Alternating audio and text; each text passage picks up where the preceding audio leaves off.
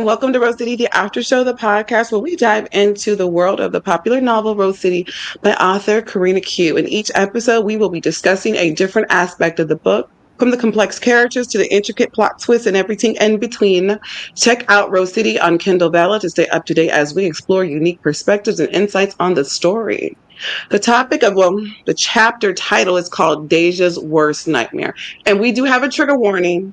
This chapter does involve domestic violence. And I would say if you've been following our podcast for a while, we've been talking about there was this chapter that was going to be coming, and it was going to be a little bit on the graphic side. So, ladies, what were your thoughts reading chapter 21, Deja's Worst Nightmare?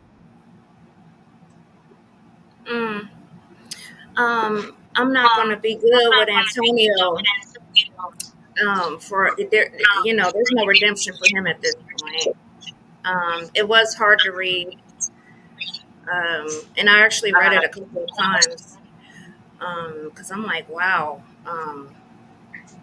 Yeah, it was a hard one, and it wasn't good. I mean, the writing was good and all that, but I'm just saying like that, and he went too far, in my opinion. Definitely. The level of wrath that he displayed on here, it was like, wow, you really are another person. You know what I mean? You really are a different type of a character. You really are pretending to be this good guy, but under the right circumstances, you will abuse people to the point of almost death. What were your thoughts, Kyrie, before we go to the questions?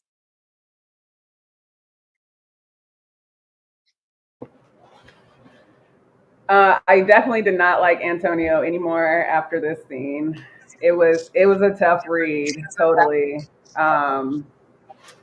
Especially like when you've dealt with domestic violence yourself, it was just like whoa, like there's definitely levels to it. I mean, it's all under the scope of domestic violence, but I was just like, oh my god, oh my gosh, so yeah, Antonio got to go now.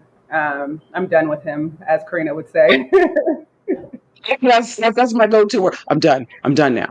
Um, the level of violence was extremely brutal. So yes, if you are a person who you don't like that kind of stuff, you might want to skip this chapter or fast forward certain parts because it got really, really bad. So let's just kind of give a recap of what happened. So Malia goes to Antonio's house, asking questions about Chan, gets drunk. He puts her in his bed, which I was kind of like, sir, what are you doing? Why are you putting your home girl in you and your fiance's bed? Like, make it make sense, connect the dots here. That wasn't a good idea. Malia, in her drunken state, came on to Antonio very aggressively. Antonio, being the good guy, he resists the urge to indulge her needs. Okay. He leaves. And so, as he had, the book talked about, he was sitting, well, laying down in another room for about an hour. And then he's kind of like, should I go back upstairs and give Malia this hammer, or should I just leave? I'm sorry. I'm sorry. I'm so sorry. We have all this little inside joke. So we'll say something and you'll be like, funny. You don't know the conversations we have when we're not rolling. So we'll say trigger words for each other and it's just hilarious. But he decides, I'm not going to do that. I'm going to go to Deja's house. He goes to Deja's house, and Deja's like pleasantly surprised. And it's like, as soon as the door is flung open, baby, they are in the heat of passion. He's kissing her and he's trying to kick the door with his leg. You know what I'm saying? He's like, we about to get to business. The business is done. After the business is done, he turns into a whole animal as Deja starts to question, okay, like, what was that? Like, she feels like he told her he was coming over, so she cooks dinner. She sends her daughter away to be with her mother for the night. So she's like, we got all night to do this, you know what I'm saying, to have a good time. Just be with each other. And then he gets up and starts putting his clothes on. And that's where the fight kind of enters. Deja's irritated. She's mad. She's like, okay, so you just basically used me. You just came over and got what you needed. And he gave her some choice words and she gave him some things that she wanted him to know. And she accused him of not really being with her, but making love to another woman. But that's one of the questions and we'll get to it. Any other thoughts before we dive on in? Kyrie, I know you got something to say. I see it in your eyes, baby. I see it in your eyes. I don't have anything to say. Oh, okay. So I guess my eye detector misled me. Praise God. Okay. Well, I know you do. See, you're trying to front me up. It's okay. We're gonna go to the first question. First question is yours, Kyrie. All right. Our first question for today is: the book said Antonio never allowed women to leave marks on his body during sex to remain respectful towards April. Do you think a person can cheat respectfully? Hell no. If you want to have an open relationship, just say that. Say Like, that. whether you're a man or a woman, you want to see other people and see that person, give them the opportunity to partake in that or not. Stop holding people hostage in these relationships because you can't let them go and then you want to have other pieces of cake too. Just, be Right. forward about that. There's a lot of women out here and men that are on board for that kind of BS. Yeah. So that's what I think. Lily. I'm piggybacking right on Curie. No, you don't respect cheaply. You get into an open relationship or just stay single. Stay single Yeah. and do you and she do her and y'all have y'all little time together, do whatever, whenever you feel the urge, and then go on about your life. You don't, like she Right. said, don't hold people hostage. It's messed up, for one person to think they in a committed relationship, only to find out, the other person is for the street or for the community. It's not fair. That community, baby. The community, For sure. That and community. so yeah, no, I don't think you could respectfully cheat. You either together or you're not. And if you can't commit, like she said, there's lots of people that are down for um, open relationships, and so Right. that's my thoughts. So to me, when we say the word cheat, we think unethical, right?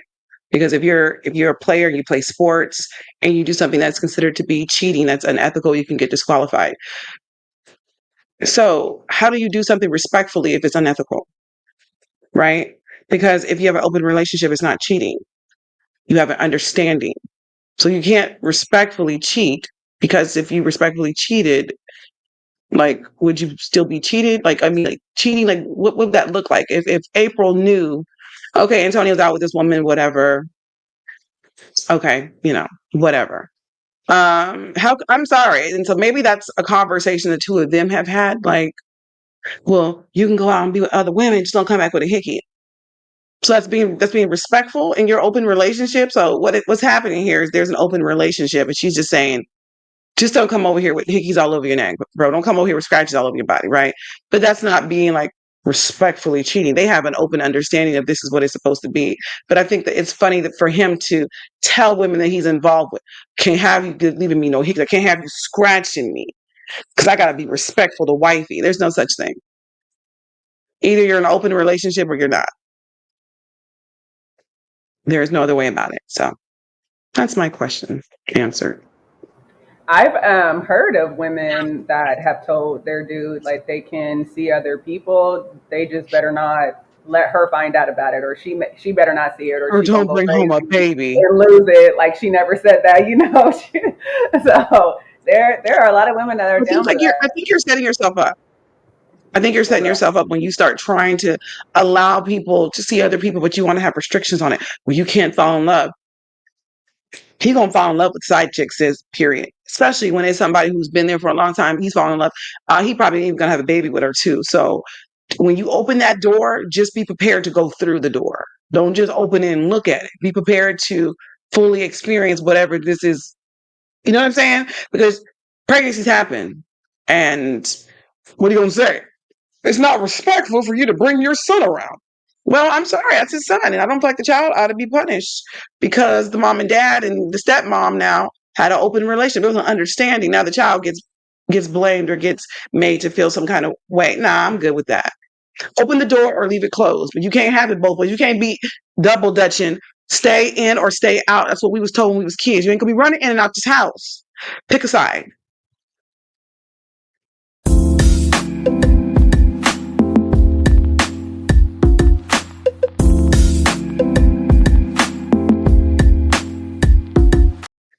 right. So the next question is Lily's.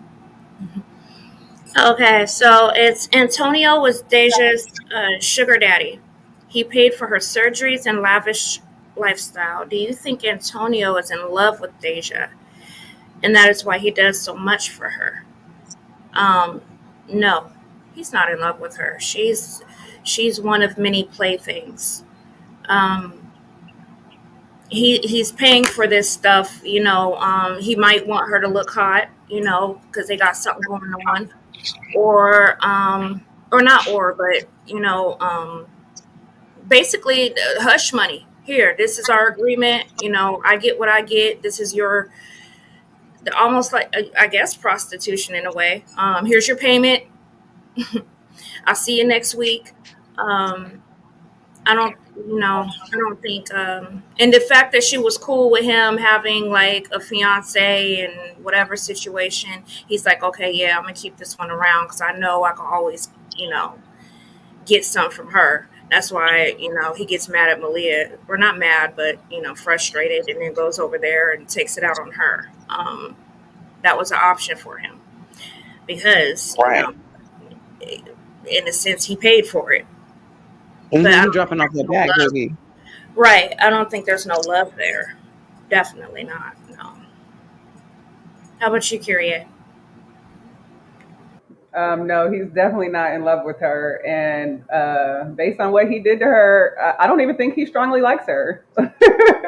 So Nope. she's just purely there for his convenience. And when she's not compliant, this is what happens that she has learned. You keep your mouth shut, do what I say, take your money, go on about your way. I'll call you when I'm ready for you. And if you are not, you don't agree to that anymore, bye. And I got another lineup. I'm pretty sure he has plenty of replacements. So Plenty. Plenty. I fully agree with both of you ladies. I don't think that because he's paid for a few surgeries or because he pays for her lavish lifestyle, that means that he loves her. He's paying for services. He's paying for her not to blow up his life. He's paying for her that if she possibly got pregnant, would already have the money to go and take care of that at the clinic. Like he's paying to just kind of keep somebody around who understands I have limitations to what we can do. I can't be your man full time. I'm not coming over Christmas, New Year's Eve, Thanksgiving. I have to take my daughter out trick or treating, so I can't take your daughter out trick or treating with you. Like he's paying to keep her happy with the little bit that he can give her, which is coming over every once in a while and spending the night or spending some of the night there. So no, I don't think that somebody who gives you money and helps you pay for things is a representation of their love. I'm gonna tell you, I think the more money that a lot of men make, they don't even respect it. Like, how many times we see rappers up in clubs, you know what I'm saying, popping bottles and throwing money. Like there was something I watched recently and they were talking about how these rappers would go to like strip clubs down in Atlanta and they would bring bags of money. It was like $250,000 a piece. Like you got your bag, and they just in the club throwing money. Sometimes people have so much money that it's just like it's whatever. It's like just giving it away because they don't even care at that. They don't even care at that moment. It's not like a regular person who's working 9 to 5 and he's like, baby, these gas prices and these food prices is doing too much, and we're gonna have to start penny pinching and clipping coupons, right? When you have so much money that you just like, oh, I mean, you have men out here buying themselves $1 million bracelet, and I'm not mad at it, but that's the type of money that you have to play with. When you deal with the drug business, you get large sums of money. They come at you quick and fast. It's faster than you can even process. That money comes in and you just start having warehouses of money. You're like, we got to keep on expanding because we got so much cash. So no, him throwing her a stack ain't nothing. You know what I'm saying? Throwing her a few racks here, a little bit of here, a little bit of that. And it's nothing to a man like Antonio. He's just paying her because she's a pretty face. He's like, I know what I want from you. You gonna give me what I want from you. So we got a good little arrangement. You know what I'm saying? And plus he has other girls. So I'm sure he's dropping the bag off for a few people each week. You know what I mean? And he's probably one of those men who is like, whatever I'm rolling through with, it's definitely about to be the baddest chick in the room. Her hair about to be whipped. Her clothes is about to be right. You know what I'm saying? Her body about to be right. Even if I got to pay for that BBL, since she about to get one, right? So he's like, he's not walking through with no trash. And I'm not saying that if you don't have those things that you're trash, because that's not what that is. But I'm saying in his eyesight, he has a certain woman in mind that when he walks out there in the streets with, that he wants men not only to fear him, but respect his taste. He wants people to admire him. He wants people to look up to him like, I want to be like him. You know what I'm saying? I want to be like the big homie. Even if they older than him, they're like, yeah, because I see how he come through. You see what I'm saying? So he knows what he's doing. She's a toy. She's a trophy.